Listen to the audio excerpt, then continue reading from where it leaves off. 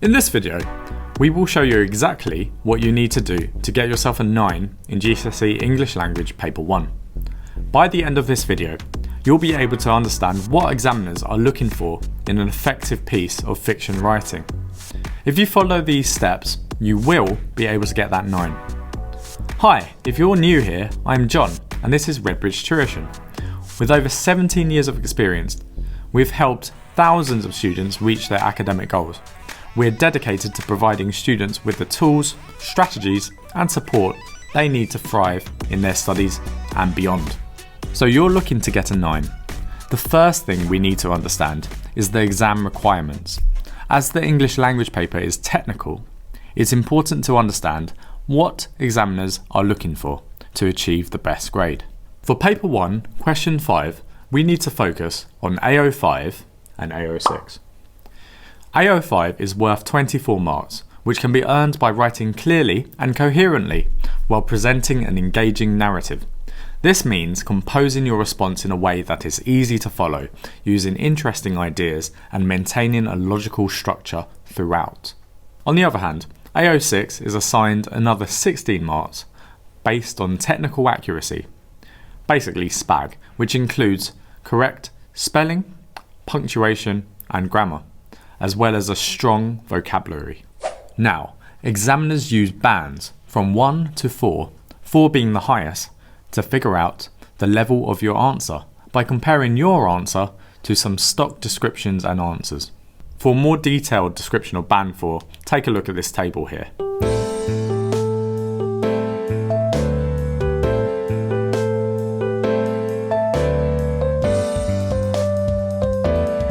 By the way, all these tables and more are available via the first link in the description.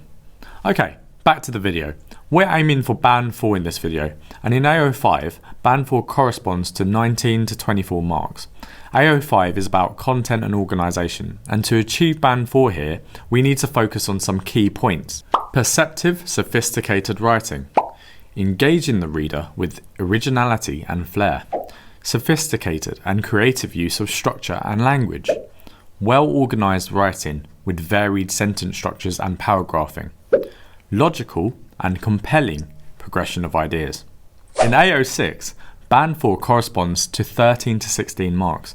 AO6 is all about technical accuracy, and to achieve band 4 in AO6, we need to focus on highly accurate, sophisticated use of language, varied and ambitious vocabulary, used precisely, consistently accurate spelling, punctuation and grammar, an effective use of advanced punctuation, for instance, colons and semicolons.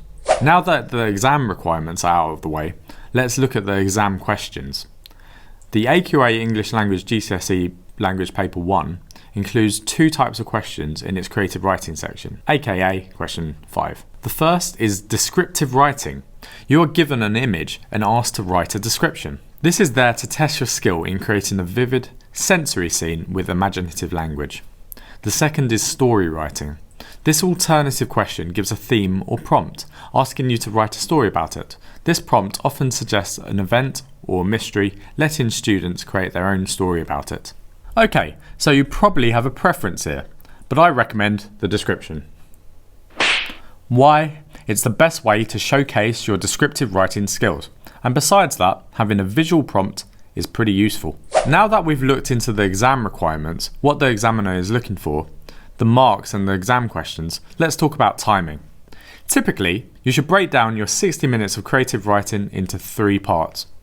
First, plan. You should allocate around 5 to 10 minutes for this. Students often want to spend very little time on this section, or even skip it altogether. I can tell you, after seeing hundreds of creative writing pieces over the last 17 years, that planning is much more important than you may think. It's essential for organising a clear structure, developing ideas logically, and incorporating techniques and vocabulary effectively, all whilst managing time and staying focused on the task. A well thought out plan boosts confidence, prevents drifting off topic, and improves coherence. All of this makes it easier for the examiner to follow what you are writing. And also, an examiner might look at your plan if you happen not to finish.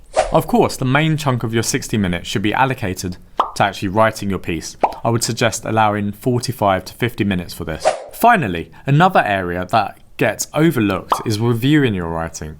You should leave at least 5 minutes at the end to review your work. This doesn't mean glancing at your page and patting yourself on the back. Instead, you should actually read through what you have written from start to finish. Look for spelling, grammar, or other mistakes. I can almost guarantee that you will find an error somewhere in your writing. If you have extra time, so 70 minutes in total, then I would suggest adding a little bit of time to each section.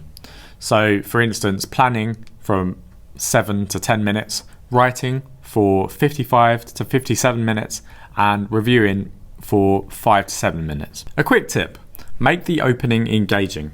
First impressions are everything, and although the examiner is strictly meant to judge a piece of writing in its entirety, this doesn't happen in practice. Examiners are humans, and they have their share of bias. An engaging opening is critical to any piece of writing. There are many ways to do this effectively.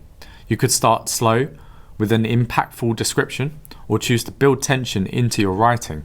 You could even start in media res, which is a Latin phrase that means in the middle of things. Okay, so we've looked at what you should do. Now let's look at what you shouldn't do.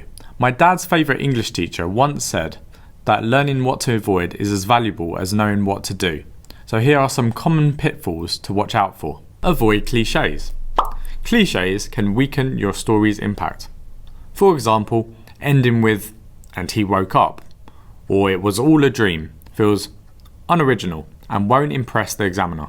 Moderate use of creative techniques. An effective writer uses words and phrases thoughtfully, without overdoing techniques. As the saying goes, too much of a good thing can be bad for you. And when everyone's super, no one will be.